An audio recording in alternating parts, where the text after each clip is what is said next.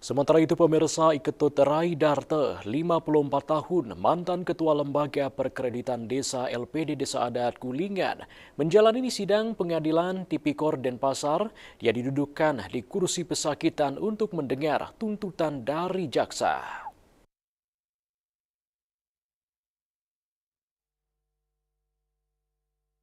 Di hadapan majelis hakim yang diketuai anak agung Made Aripathi Nawaksara, JPU dari Kejari Badung, Guntur Dirga dan Windari Suli, menuntut supaya terdakwa dipidana selama 8 tahun penjara dan denda sejumlah 500 juta, dengan ketentuan apabila tidak dibayar maka diganti dengan pidana kurungan selama 4 bulan.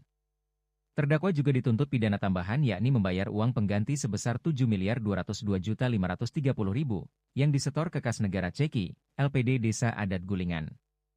Dengan ketentuan apabila tidak dibayar paling lama dalam waktu 1 bulan sesudah putusan pengadilan, memperoleh kekuatan hukum tetap, harta bendanya dapat disita oleh jaksa dan dilelang untuk menutupi uang pengganti tersebut. Dalam hal terdakwa tidak mempunyai harta benda yang mencukupi untuk membayar uang pengganti, maka diganti dengan pidana penjara selama 5 tahun.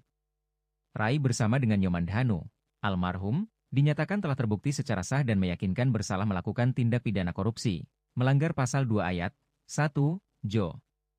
Pasal 18 Undang-Undang Nomor 31 Tahun 1999 tentang Pemberantasan Tindak Pidana Korupsi, sebagaimana telah diubah dengan Undang-Undang Nomor 20 Tahun 2001, tentang perubahan atas Undang-Undang Nomor 31 Tahun 1999 tentang Pemberantasan Tindak Pidana Korupsi Jo. Pasal 55 ayat 1 ke 1 KUHP Jo. Pasal 64 ayat 1 KUHP, sebagaimana dalam dakwaan ke-1 Primair Penuntut Umum. Miasa, Bali Pos melaporkan.